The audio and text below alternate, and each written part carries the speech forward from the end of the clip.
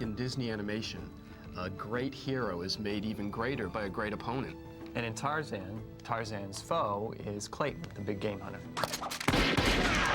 When I was researching the character, I was watching a lot of old kind of adventure films that had big game hunters as their main characters. 40 years ago, these guys that played the same role that Clayton plays in this film were the heroes.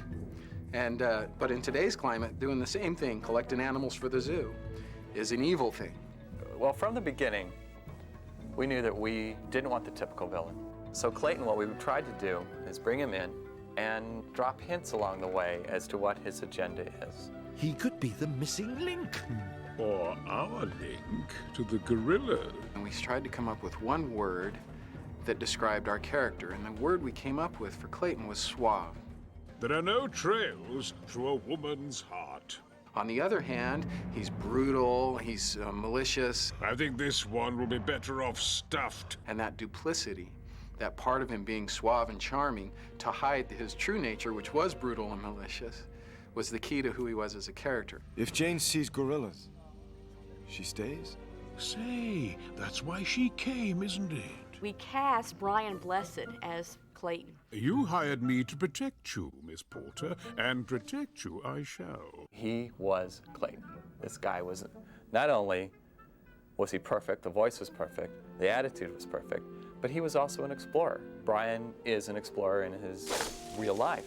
His is a lifelong romance. Clayton loves himself. Absolutely total eco-maniac. If I can teach a parrot to sing God Save the Queen, I can certainly teach this savage a thing or two.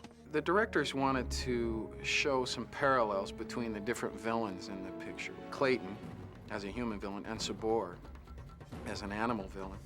And so art direction-wise, they tried to give them similar color palettes and color them similarly so you could kind of make a connection.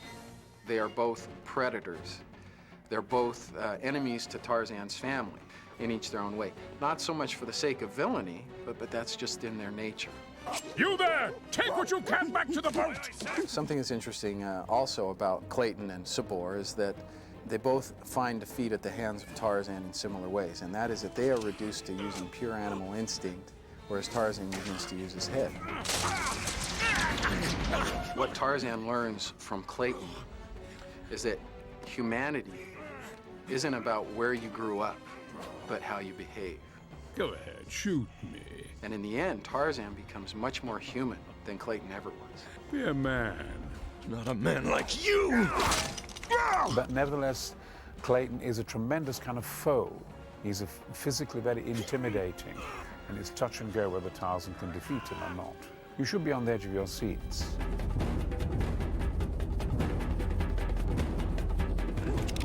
I've got some hunting to do.